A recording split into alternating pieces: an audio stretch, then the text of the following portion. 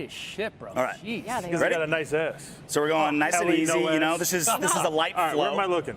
Like, this is a very light flow. Light flow. Yeah, Light it's flow. Don't go hard right away, please. This is a light That's the flow. problem, bro. He like takes too much joy in that. Please. This is like day one. Please. Day one, right? Start on my Slowly. level. Okay, Yeah. you're still going to Target. You're still going to Starbucks. You're working fine. It's fine. You know, and then in the Everything's middle of the fine. night, it gets a little worse. Yeah.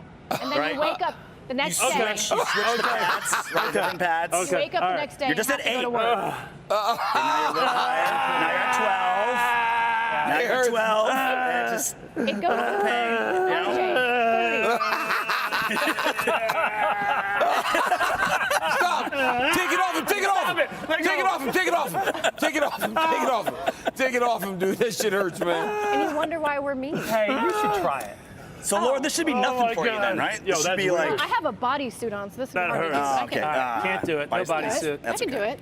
I can. Sure. Yeah. She was All right, gonna guys, fucking be guys, like way over. You know, us. it's if you have. Well, my daughter's in college now. My son is going to homecoming coming up soon. It's proms. Oh, we're not. You're going? Laura likes it. She's just gonna She's eat gonna it. I just crush want to it. show these guys what big pussies. How much did you? How much did I get to, RJ? Wow. You got to 12. Who got the highest? You got to 18. What did I get to? Again, it's like You the got to grip strength. 13. I'm always 13? 13. That shit sucked. So you beat Yeah. DC though. Yeah, I beat DC. Now, if you have less fat Yeah, I did. between I got to 13. You got to the 12. electrode and the muscle, Well, you've been training your whole life for this, so if anything, it's Yeah, fine. you So took we'll it off do the like a nice fastest. little Hell, he 6. We're at a 6. It's gonna hurt Laura too. No, because it's super painful. Describe Actually, you'll nothing. probably be able to This go is 30. different. I can. This is I way can different than you commentate a think. pay-per-view birthed right a now. child. Okay, so we'll move it to 10. Nothing. Unhappy. At some point, Just it's crank gonna- it up, dude. Now you're If you being mean need to your the husband at toilet, this use point. And then 14 Are you joking? is nothing. No, I literally don't even feel this. Oh, No, Are it you does. Like, kidding? put it up to 30. It goes to 30. This is No 20. way. This is 20. Stop! Get the hell out. You don't feel that? literally, I'm not lying. I'm at Pain 20. tolerance, I think, I'm is dead way higher serious. than Like I guys' can pain feel this, tolerance. but guys, I do. 25. I've done this every month for the last 30 years. So that, I'm that's at what it feels 30 like? right now. Yes. It doesn't go any higher. 30. You feel? What does it feel like? It feels like a cramp. Are you kidding me? No. Yeah. That's really bad. Her Like, stomach is moving. oh man, look at what it's doing.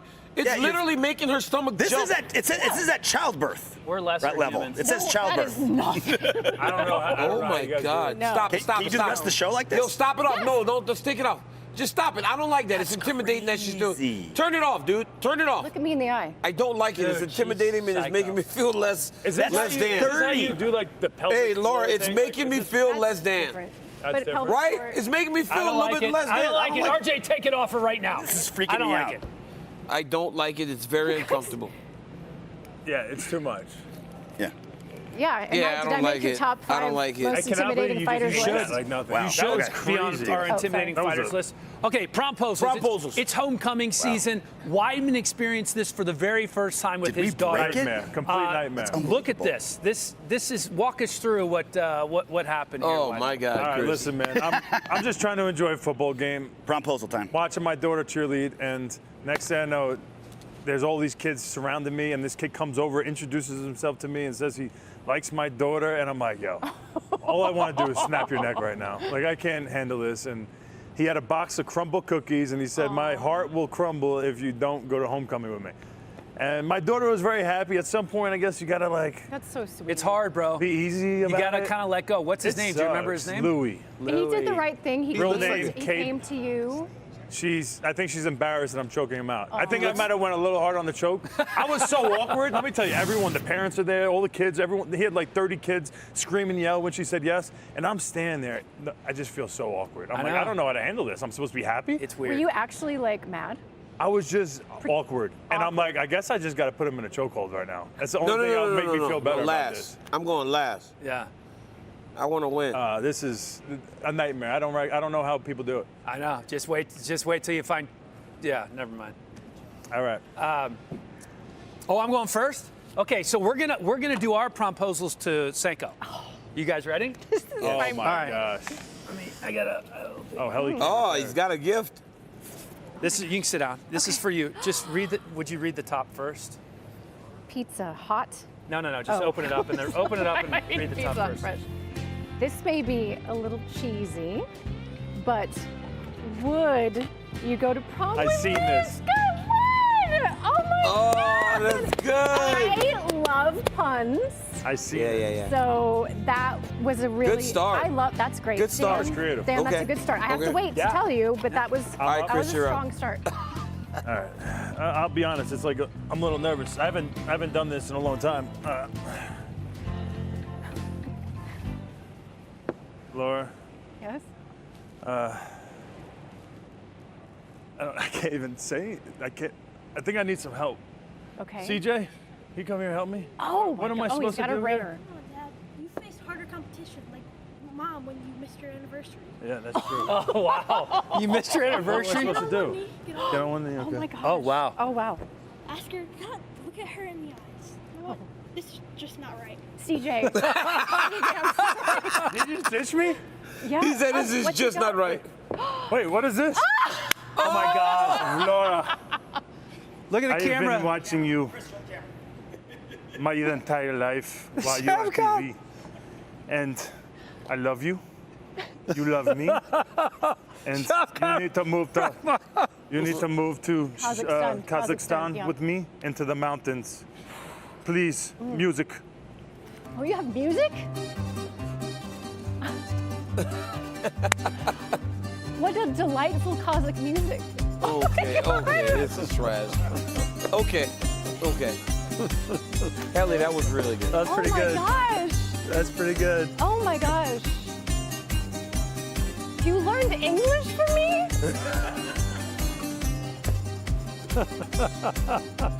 I would, wow. Laura, will you go to prom with me? I will definitely go to prom with Shopcon. Wow.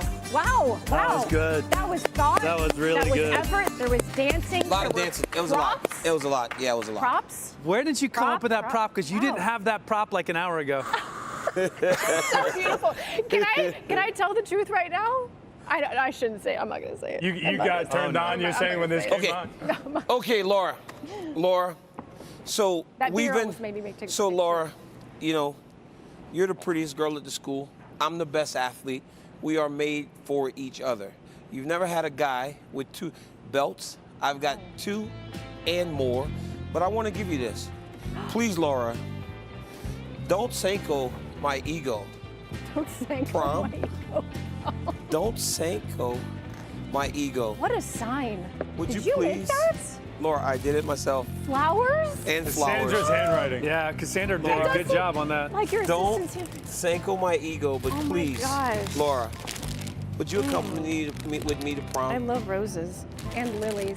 That's an awesome sign. Thank you so much. I have to wait. For my last leader. I hope that this is what it's supposed to He's be. a try-hard. I mean, Yeah. it does Super feel try-hard. like I mean, an look how awesome big that is. He 80s doesn't movie. feel confident. No, he's It just does going feel hard. like an awesome There it movie. is. Look Got at it. these props. I'm done. And she's going to prom with me, bud. That was I good. don't think so. Oh, yeah. I don't think so. I think I got it. Okay. Well, Laura, they want to do just like the show up. Here's like something fun to get you to the prom. I'm going to walk you through what a prom with me would be like. Okay. Take a look. Whoa. This guy's Oh, got yeah, video. that's like this is crazy. 997, 998, 999, 1,000. Oh, sorry, Laura, I didn't hear you come in. You just caught me in the middle of a workout. It's kind of embarrassing. I bet you're wondering why I invited you over today. Well, the rumor around the UFC water cooler is that you're looking for a prom date. I'm here to tell you that if you give me just 60 seconds of your time, I can tell you why I'm the classy, debonair, sophisticated man that can give you the prom night of your dreams. You gotta let it breathe. So obviously we're gonna be dressed to the nines for our big night. Lucky for you, I'm a platinum member at Burlington Coat Factory. We're gonna look great. Definitely this. So obviously we'll commemorate our amazing evening with our prom photo. Lucky for you, I was a DMV photographer in a past life.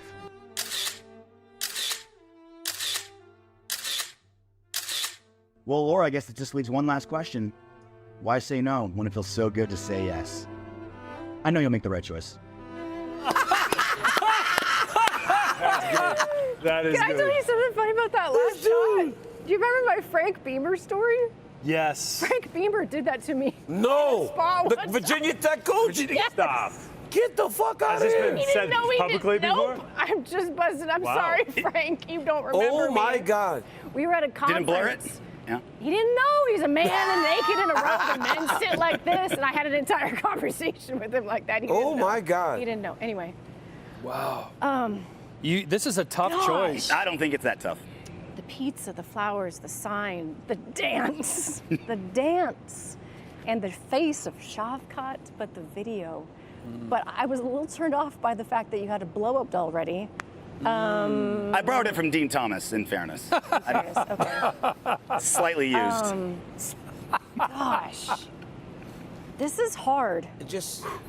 Let's just keep it simple. RJ, I'm gonna go to prom with you. Oh my God! You went for the freak! You went for the freak! Well, that should tell you something about Senko. Laura, you went for the freak! Can we hit some Casey and JoJo all my life? Yeah, I mean, I know we can't play music on this show. You went for the dirty guys. He's shown his balls, No, and that's you know all. what I went for? blurred You know them what- out like you know a what gentleman. women love? Effort. Yep. Effort.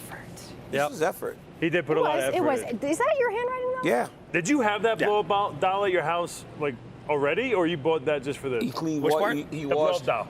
No, I borrowed it from Dean Thomas. Oh, okay. Yeah. So he's a Dean blow-up shipped doll it to guy? California. He sent it- yeah, he brought it over.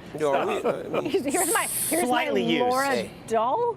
Well, Did he name it? I mean, you're gonna have to take that up with Dean. Okay.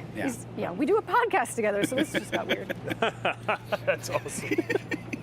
That's awesome. You didn't know about the Lord doll? No. Oh, that makes it awkward. All right, for our, Everyone knows about it now. For our female fans and fans with women in their lives, introducing Innova, your pelvic floor training partner. Scan the QR code now or visit myinnova.com to take advantage of our limited time 50% off offer and start regaining your pelvic floor strength and confidence. Today, it is time for our Innova fight breakdown as we take a look at the co-main event, Juliana Pena, Raquel Pennington. When you look at this one, the Pennington minus 170 favorite-ish at about this point. What is important, or the most important thing for Juliana to do after 2.5 months away from the octagon? 2.5 years, you mean? I'm sorry, 2.5 years. No, yes. I think for her, and she's done this before. You brought it up to her in the interview. Nico Montano. She's had long layups before and come back to be successful. For Juliana, she needs to go out there and make this a little bit of a reckless endeavor. She is the more dangerous fighter in sense of finishing ability. She's got the jiu-jitsu. She can get it done on the feet as well. But honestly, the thing that jumps out of the page for me with this fight is the story of Raquel Pennington and how I don't know, on a personal level, I love when women reach the top of the sport like this in an inglorious way. She has been trudging along from day one, taking it step by step by step. None of the sensational finishes that let you skip the line. She did the work. She's had long fights, and she has just won time and time and time again. Next challenge, take it out. Next challenge, take it out. And there's something, we get excited about the finishes, and I understand why, of course, the big shiny moments, but there is something admirable and honorable about just doing the work and never stopping. So can I ask you this? So she needs to be aggressive, right? Maybe is that what you're saying? Like set the tone. For Raquel? Yeah, no. Or Juliana? Juliana needs to be aggressive, set the tone early in this fight if she wants to. What I think about this fight is when Juliana Pena fought Amanda Nunes and she beat her, that built a rivalry. Even though they're only 1-1, it built a rivalry, right? It put a light on that division that it didn't have, because before it was almost a foregone conclusion that Amanda would win every time she was out there. Juliana Pena was bullish in the idea that she could beat her. She did that. Then she lost to her. Amanda walks away when they were supposed to fight again. Juliana gets hurt. Amanda beats Irene, walks away. The way that Raquel and them fought makes people think the division isn't as good. But Raquel Pennington has been here for so long that she has worked her way to that championship opportunity twice. She fought for the belt, lost, worked her way back, won it. This is the type of fight that can truly make people pay attention again in this division. And that's what they need. They need something like a Kayla Harrison, like Juliana Pena, like Raquel Pennington, where people go, I want to watch bantamweights fight. I think that is the opportunity that these two women have this weekend, but it's going to take an actual fight. Exciting, hard, and I think that's what we're going to get. I agree. They have some huge shoes to fill with Amanda Nunes leaving. And then when Raquel Pennington and Mayra Bueno Silva fought, it wasn't the most exciting fight. So right away, people started kind of tuning out the division. But with Juliana Pena coming back after 2 years off, for her, she has beaten Amanda Nunes. So she has been under those lights. She stepped on the canvas with Amanda Nunes. So people understand her high level of MMA is going to put this division on a whole nother level now as she steps in the octagon with Raquel Pennington. And I do think this is going to be an awesome fight because both of them have a lot to prove. Both of them feel that same feeling we're talking about, like they're not getting a lot of credit. Especially Raquel Pennington. I mean, listen, she's champion now. People aren't really talking about her. She's not getting the credit that she deserves. She's on a 6-fight win streak. She's a winner. I mean, she figured out a way to, sometimes it's not the most exciting fights, but she figures out a way to get it done. And when now you get a girl, Juliana Pena, that talks a lot of trash, and she comes down and she brings a lot of eyes, to the fight. If she is able to beat Juliana Pena, Raquel Pennington is going to get the respect that she feels that she deserves, and that we feel that she deserves. And if Juliana Pena wins, it's going to get real big. It gets exciting if Kayla Harrison wins. We have a women's division that we haven't seen in a really It's like a time. tournament. It's like they're fighting in a tournament right now. Yeah. And I love that they're having the back and forth at the press conferences with Kayla Harrison and Juliana Pena. It's nice to see and the foreshadowing of what Ketlin got in there. Ketlin was like, I'm and done. also your utter disrespect for the pronunciation of her name is just incredible. What did I say? It is absolutely incredible. You've had a couple moments with your pronunciations today. They've just been really off point. He's in fight camp. He's in fight camp. He gets a pass. It's not a pot. It's a po. Potiera. And not only that. You guys are all wrong. What if I'm the right one? And then you shit on the king of pronunciations in John Anik. Because maybe he's got it wrong. That was so disrespectful. That's my confidence. I had chills. I went on YouTube and I saw his Wow, you just live and die on your sword on YouTube. Yeah, he is. Google. I should have just asked Anik. You think? Yeah. Anik Next time, just ask Anik. All right. When in doubt, just shoot him a text. I just wonder if Ihor is listening to this right now and he's screaming at the screen, Weidman is right. No, he's not. Yeah, I guarantee you that might be happening. All right, little rapid fire. You guys ready? Let's talk about this main event. Pure power advantage. Pereira, Rountree. Ooh, that's hard. Pure power. Pure power. I'm gonna go Pereira. I feel like you have to say Pereira. I mean, that guy's got the kiss of death in his left hook. If he lands it, people just drop. Yeah. If you were in a strength and conditioning gym, I'm going to say that Khalil is the more explosive athlete. But when we're talking about striking and putting people to sleep, you got to go Pereira. It's Pereira. I mean, we haven't seen people stand up to his shots. We've seen people take Khalil's shots and live to speak about it. Yeah. Is the MMA community as a whole sleeping on Rountree's striking prowess? No, I think actually they've been pretty. There's a good faction of people that understand the threat that he brings to this fight. I mean, I think the response in general has been appropriate, if that makes sense. There's enough people that understand he could definitely get this done. I think people realize that Khalil's got good stand-up, but they just know on paper that is the best matchup for Pereira, right? Like, Pereira would typically struggle on paper to a wrestler. So to have another striker in there where he is way more credentialed than, on paper, it just looks like this is a gimme fight for Pereira. But that being said, we've seen Pereira hurt before. Anything could happen. And that's what he brings to the table is like, you never know what's going to happen inside the octagon. I think it's just. I think people look at this fight the way it's supposed to because his best skill is the same as the best skill of the best kickboxer in the world. So I think it's right. Over, under 1.5 true wrestling exchanges in the main event. When you say true wrestling, like horizontal? Like shooting. Or like on the fence? Or vertical. No, on the ground. True wrestling exchanges. Under. Yeah, okay.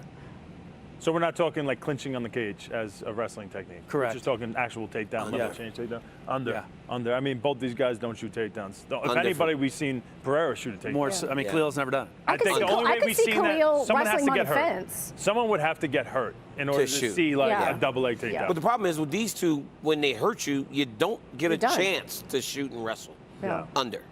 Okay. True or false? Khalil's emotional mindset coming into this fight will be an advantage.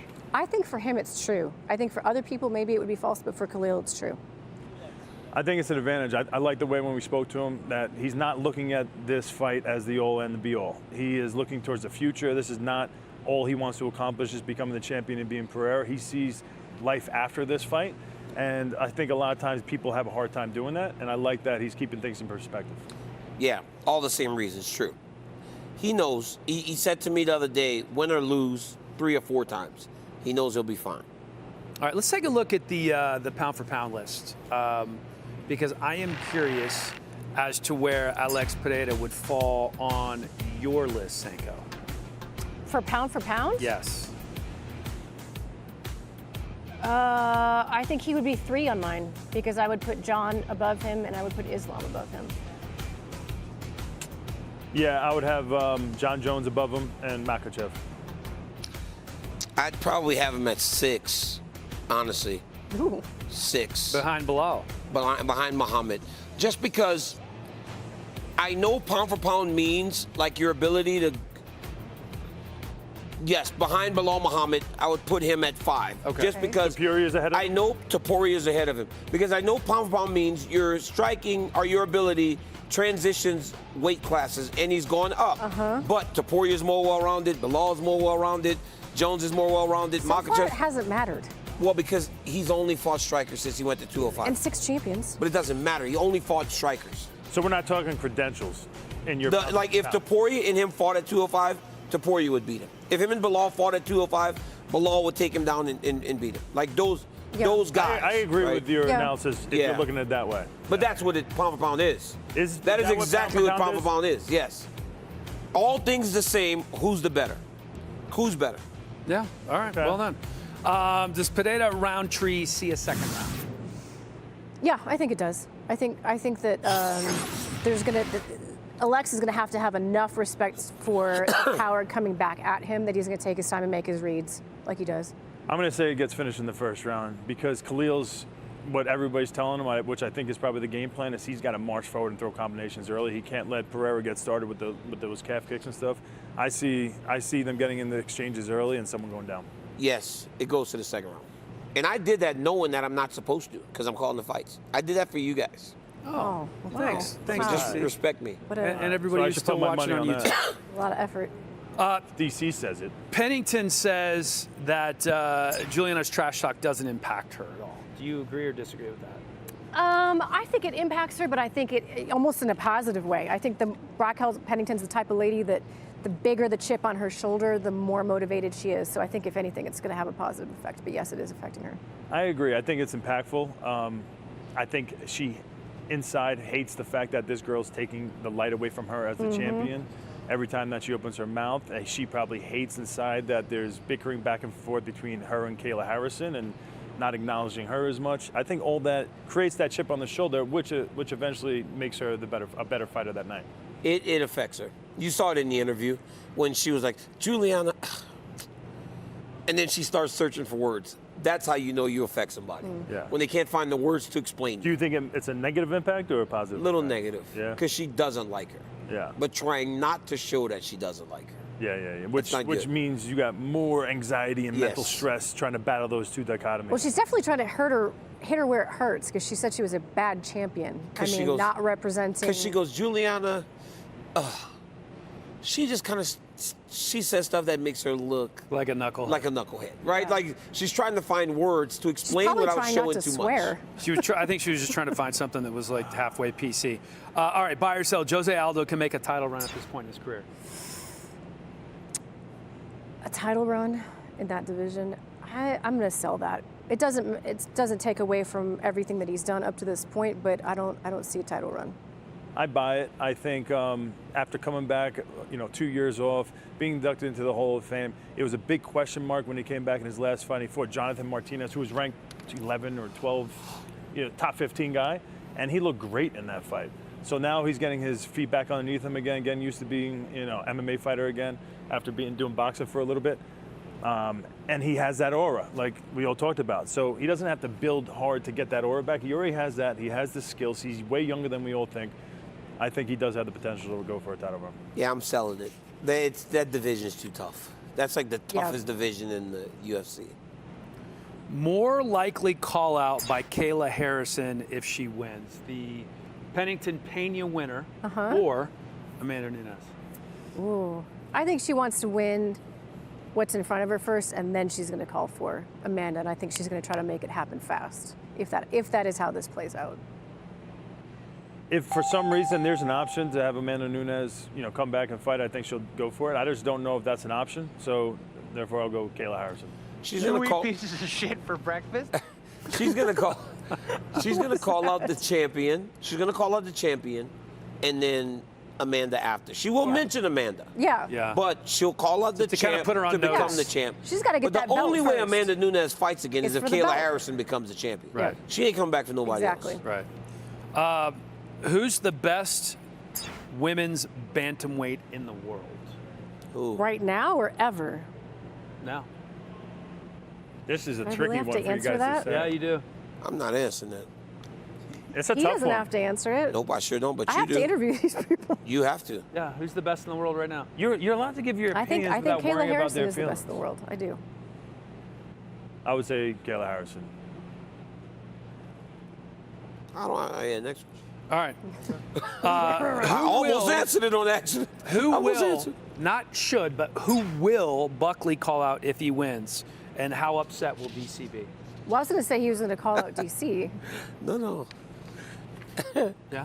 Yeah. Call out DC. Okay. I'm going Kevin Holland. I think they've had a lot of trash talk. Oh, back yeah. They and already forth. fought, though. They already Yeah, fought. he already Yeah, lost. but I think that's the call out. There was a lot of bickering. So I was at that international fight week in July, and Kevin Holland and him were going back and forth.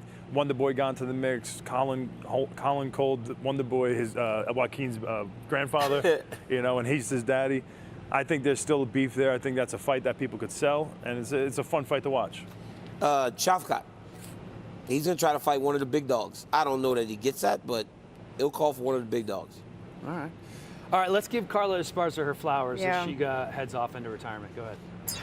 Man, I'm probably going to talk too long on this. I fought on Invicta FC4 with Carla, and there's something I will always say about women who came up in that particular generation. She started fighting in 2010. So if you're a woman who started fighting at that time, you did it for the pure love of the sport. Not because there was a career, not because there was fame, not because there was money at the end of the road. You did it because you loved the sport. She was in the first women's Bellator tournament fighting the #1 pound-for-pound fighter at the time in the world in Megumi Fuji, and her fourth pro fight ever. That was what women's MMA was back in the day. You had the best fighter ever in the world fighting a girl who had 4 fights, and she did excellent in that fight. She didn't end up winning it, but I don't know. She's just had an incredible career, and I'm very happy to see that the reason that she is stepping away from the sport is not because it's too late. It's not from injury. It's not her falling off a cliff. It's because she's got a family and a son, and she's got amazing things to go do and go be a mom. Going out on her own terms, pretty cool. People can't forget what she has done in this sport. It's pretty amazing. Ultimate Fighter winner, became the first champion in the weight class, ends up losing the belt, claws her way all the way back and wins the belt again. 8 years later. 8 years later, with all the whole time being a mom, which is a whole different animal that I can't imagine. I'm just a dad. Cramps weren't easy. She's got to deal with cramps. But really, and she always held herself in such a mature and graceful way. She was a great champion and ambassador to the sport. The longest time between 2 title reigns in UFC history, DC. So Carla Esparza was a fighter that people didn't expect much from, right? When she was on The Ultimate Fighter, you knew she could wrestle, but everybody else that's on there, they're more shiny objects, right? When you're never the shiny object, it seems like people don't want to pick you. But she showed through hard work, through grit, determination. She was a good wrestler, but she was never the best wrestler. She took her skill set, took it to mixed martial arts, became a champion twice, won some massive fights, beat some of the better fighters when on that run back to a championship, and she's always done it the right way, right? She showed up, she showed out, and now her focus has shifted. She's off to be a mother. She has a kid, she got married, she did things the right way, and I'm happy for Carla. I remember Carla as a young wrestler, and I never would have imagined that she would be the woman that she is today. Yeah, what an amazing career. I want to talk about light heavyweights. For a long time, it was one of the glamour divisions in the UFC. So many great fighters have fought at 205. And normally we do these top 5 lists, but this time we're going to do a top 10 all-time light heavyweight rankings. And we're going to start with one of the men who should be near the top of everybody's list. DC, take it away. Okay, number 10, I have Rashad Evans, because Rashad Evans was good, and he did some tremendous things. He was a world champion. I have Alex Pereira already in the top 10, maybe a little lower than most think, but I just think the competition level is why. Rampage Jackson, remember the star he was and the eyes that he brought to the sport. Tito Ortiz was one of the first champions and one of the reasons it became the UFC's glamour division. Lyoto Machida, when he was on his run and he was the champ, he was the man. Shogun. I believe Shogun is one of the best light heavyweights of all time, not just because of the UFC, but what he did before. We got out of his prime Shogun in the UFC and he was still that good. Randy Couture, champion, Captain America, could do it all. Chuck Liddell, number 3. Chuck Liddell is the reason people paid attention to mixed martial arts. Whether you love to say it or not, Chuck Liddell's a reason. Myself, and then John Jones. You know, when John Jones and I were fighting, you could see that even though he won the fights, you were watching the 2 best guys to fight because we would just deal with everybody else, and it wasn't really that hard. There was a separation. And that's why for 10 straight years, the belt was either held by him or by me. So, yeah, I think we're the 2 best in the division this year. Pretty damn good list. Sanko, what do you have? You and I have pretty similar lists. I have Rashad Evans at 10. I have Alex Pereira at 9. I wish I'd put Shogun higher, to be honest with you, but sometimes I think about his UFC career and I don't always give enough of a nod to Pride and all that came before. Lyoto Machida, Frank Shamrock. Yeah, I forgot Frank. The first, right? It was called middleweight at the time, but he was the first guy to have like a dominant title reign in the UFC. Randy Couture, Tito Ortiz, Chuck Liddell, got to be number 2. And then John Jones, of course, at number 1. Excellent. All right, Weidman. All right. My list is starting at 10, Rampage Jackson. 9, Rashad Evans. 8, Vitor Belfort. Did any of you guys have him? I don't know. No, we didn't. No. Tito Ortiz, Lyoto Machida, Shogun, Chuck Liddell, Randy Couture. Randy Couture had 14 title fights. Yeah, he did. Yeah. That's insane. Bro, it's kind of crazy how many title fights you had. You know how many I had? How many? 11. That's crazy. It's unbelievable. That really is nuts. Then Cormier and John Jones, I agree, man. They're the best guys ever at 205 because they could do everything. They both could wrestle on high levels. They could strike on high levels. The one thing they're probably missing is jiu-jitsu. You guys both weren't that good at jiu-jitsu. I had a lot of submissions. Did you? Yeah. 7. Did you really? He had a buggy choke. I did a lot of rear naked chokes. Only 1 choke. Oh, but that that's was right. because you get them tired and they just kind of quit. Yeah, but yeah, they were just super well-rounded and different level, I think, athletically too. Yep. Well, 3 pretty good lists. You guys have to excuse me while I set my belt down for a moment. We have a game to play. Oh, let's All go. right, let's head off the stage over in your Hey, direction. everybody, DC. this way. Watch your step. That's our last game we're out to of end here. the show. That's good because I really need to pee. Chris, we're going to make that tea time, baby. Let's go. We're going to make that tea time, Weidman's baby. playing with Did us? you bring your golf stuff? I brought my golf stuff, dog. Never leave home without it. That's a problem. Oh, what is this? We're going to do a little solo Okay, cup so game, I guys. fell asleep whenever we got to this part of the meeting. I love having you guys have something that you're unveiling. So you have here. to balance solo cups on your You head. ready to wear that Arsenal jersey, boy? I wish I would have worn tennis shoes. All right. Okay. Oh, we're in the taped up mini octagon. An octagon. Oh, you were sick the other day when we were on our Sick. meeting. Yeah, I don't remember him. This is not All right, RJ, we have the cups. We got the cups. All right, one solo. All right, cup, let's take a look two at how solo this game works while we're getting ready. Give everyone a solo cup. Each person places the cup on the top of their head. The object is to knock the cup off your opponent's head without losing the cup off your head. The last player standing wins. You got to try to knock it off. Can we just? Okay. Well, I can't even move. So wait, we have to push and stuff? Yeah. All right, are we Try to knock it starting? off. He's got a sticky head. Yo, Cormier, let's get them, Cormier. Ready, Let's go. stick together. Well, that's, There's one. look, that sucks. No, Ah, he's gone. Chris is gone. I'm out. Gotta stay in the octagon. There it is. Okay, Bye, Helly. one. Bye, Helly. Round two. You have bold head. He has a it's very easy. tacky, I know. tacky It doesn't head. really work. Okay, ready, set, go. First person to win 3 Bye, times. Laura. Oh, no, both got. Laura hit me. Oh my That's the whole point. No, just You're allowed to look at just him, walk Chris. towards him. He gets scared. He gets scared. Look, he gets scared, Weidman. He gets scared. Go, just walk towards him, just Chris. spit on him. Chris, just walk towards him. Yeah! He's got one. All right, round 3. Ready, go. Go get Laura, Chris. Let's get Laura, Chris. And then Helly. Yeah, Helly you went to know. finishing school. You have so Balances much so moves well. in your Chris, hair. You're stepping out of bounds. You're stepping I'm out not of out of bounds. bounds. Get him, Same Look at Chris. your feet. bounce. Same bounce. Get him, Chris. Look at your, Get him, look at your Chris. feet.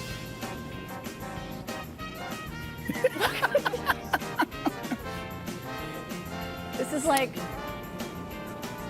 Is that a Mormon What is martial arts? He's stepping out of bounds. He's stepping out of bounds. No, I'm not. Nope.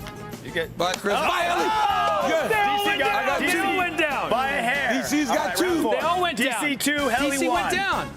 Yeah, he went down last. Ready, go. DC went last. Yeah, DC's got 2. Helly's got 1. Go get DC. DC. We have to get DC. Yeah, we should be helping each other take out DC. I'm not getting. Look, it's right there. You had him. Helly, you got my word. I'm not going for you. You had him.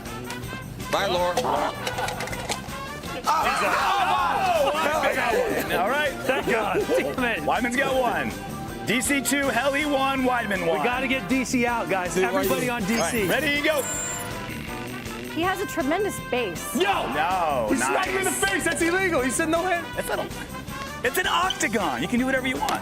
Oh, body Dan, be kick and it careful. stays up. Break your leg. Oh! I am. He went out of bounds. Dan, Oh, Dan They went out of bounds. Stepped out of I'm on the bounds. board. They went out of bounds, dog. I'm on the board. That's crazy. Bye, Dan. No, I haven't started yet. I haven't started yet. I haven't started yet. Ready, go. Laura, let's get them. Let's Okay. get them. So it's DC's got 2, everyone else has got 1. Oh, you're such a liar! I didn't. No, you can't. You hear? Oh, DC wins! No. She just pushed me after her cup was over. It's over. Hang on. What are you talking about? DC. Okey doke to me. All right. Still on. You got 1 win today. It's still on, One baby. win. It's still on, baby. All right, you got one. Arsenal. Can you push? I didn't push You you. gonna wear that on You the golf came at course? me. No, I just you walked did not. near you. I didn't touch you. I didn't touch you. Why you being a sore loser, huh? All right, good win. Good win. Look Laura, at it's what the time- first and only time he's worn the I know. belt all day. A while. Of course, he Because finishes he's on bold. top. He feels that I cup. know, He suction dude, it cups just- it up there. Look at how and it well that can't come stays off. on. Yeah, Look, yeah. that was good. Let's play this every week. Ceremonial weigh-in 6 I need to practice o'clock this. Eastern coming up. DC's going to be on the golf course, and then he's going to be studying for the fights. Weidman's going to be there. Oh, too. he's coming. Yeah, he's coming. Oh, yeah, he's coming with us. Oh, are you going? Yeah, you want to come, Cinco? Oh, thanks for inviting me. That's awesome. You could bring the beers out. 4 beers. I have the card. She's got a prom date. She's busy. That was rude. Good times here in Salt Lake City. I don't know what Cinco. Oh, she was talking about the poo story. That was awful. I cannot believe you told that story. That was a nasty still story, reacting Chris. to that It was a story. 15-minute story to kick off the show about poo. Hijo Patieria. Unbelievable. Patieria is literally the worst pronunciation of Oh, all no, time. I guarantee I'm right. No, Pena. That shook you. Pena was pretty bad too. You're doing commentating. Mr. You better say it right. Poostankles. Patieria. That shit hurts right there. Oh my God, she's dead. How? It doesn't even bother her. It doesn't. Shavkat made an appearance on the show. Oh, prom I queen. had a crown. Oh, she loved Blushing. it. I did love it. How The did my prom queen. cheesy wood ask not make it? Can't believe RJ Persenko won. and time should I pick you up, Weidman and Laura? DC and Produced the Cody and video. Zach. I'm Dan. Thanks for watching, everybody. I really thought you were gonna. I brought my And RJ. Now he's You were heartbroken. second place.